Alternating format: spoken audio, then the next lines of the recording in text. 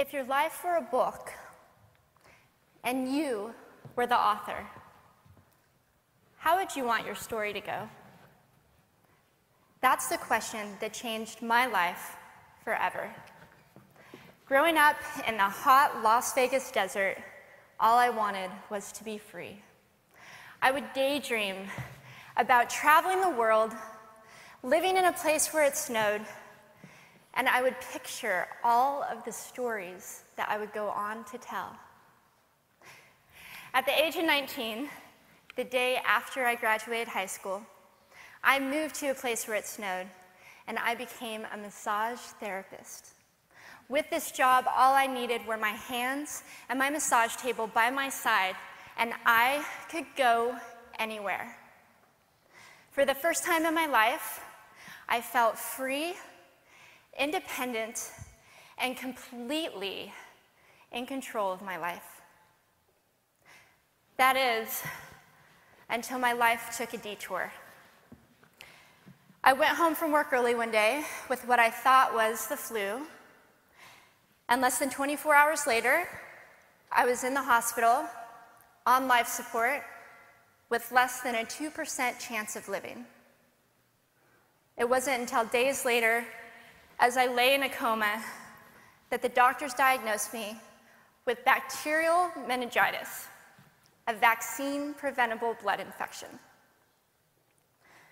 Over the course of 2.5 months, I lost my spleen, my kidneys, the hearing in my left ear, and both of my legs below the knee.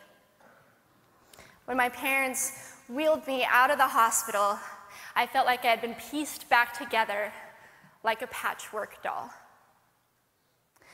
I thought the worst was over until weeks later when I saw my new legs for the first time. The calves were bulky blocks of metal with pipes bolted together for the ankles, and a yellow rubber foot with the raised rubber line from the toe to the ankle to look like a vein. I didn't know what to expect, but I wasn't expecting that. With my mom by my side and tears streaming down our faces, I strapped on these chunky legs and I stood up. They were so painful and so confining that all I could think was, how am I ever going to travel the world in these things? How was I ever going to live the life full of adventure and stories as I always wanted? And how was I going to snowboard again? That day, I went home, I crawled into bed, and this is what my life looked like for the next few months. Me passed out, escaping from reality, with my legs resting by my side. I was absolutely, physically, and emotionally broken. But I knew that in order to move forward, I had to let go of the old Amy and learn to embrace the new Amy. And that is when it dawned on me that I didn't have to be 5'5" anymore. I could be as tall as I wanted.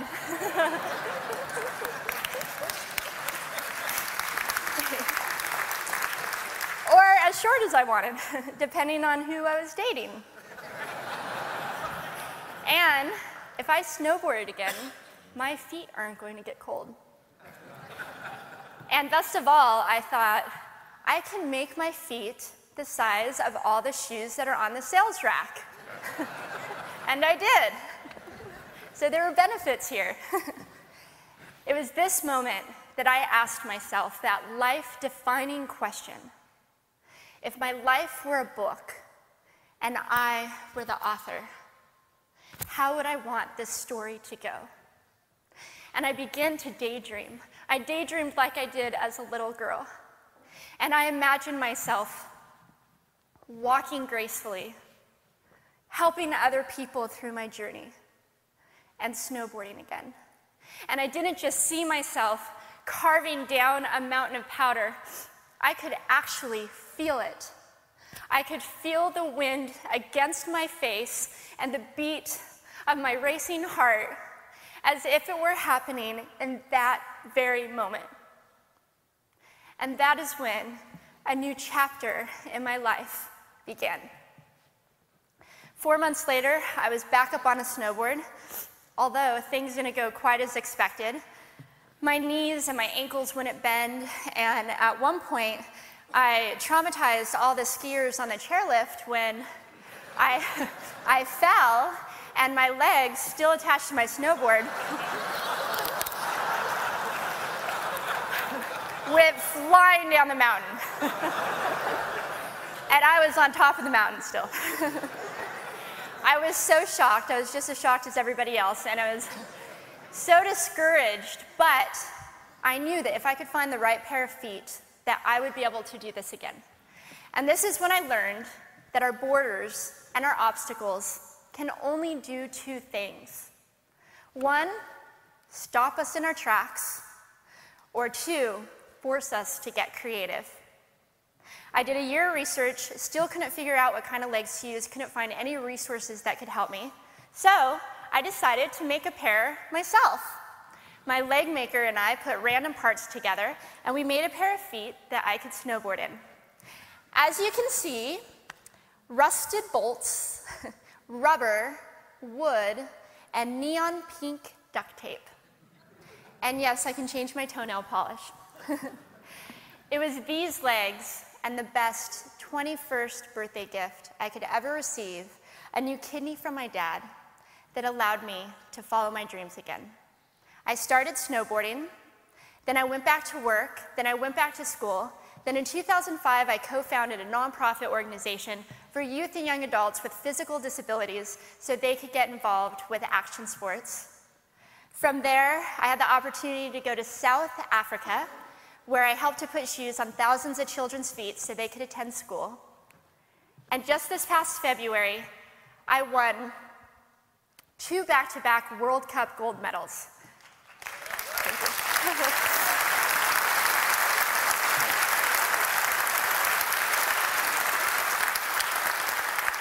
Which made me the highest-ranked adaptive female snowboarder in the world.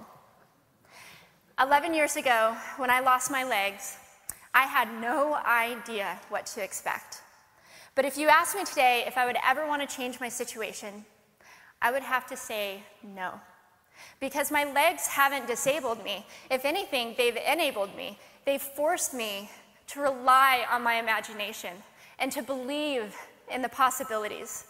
And that's why I believe that our imaginations can be used as tools for breaking through borders. Because in our minds, we can do anything, and we can be anything. It's believing in those dreams and facing our fears head on that allows us to live our lives beyond our limits. And although today is about innovation without borders, I have to say that in my life, innovation has only been possible because of my borders.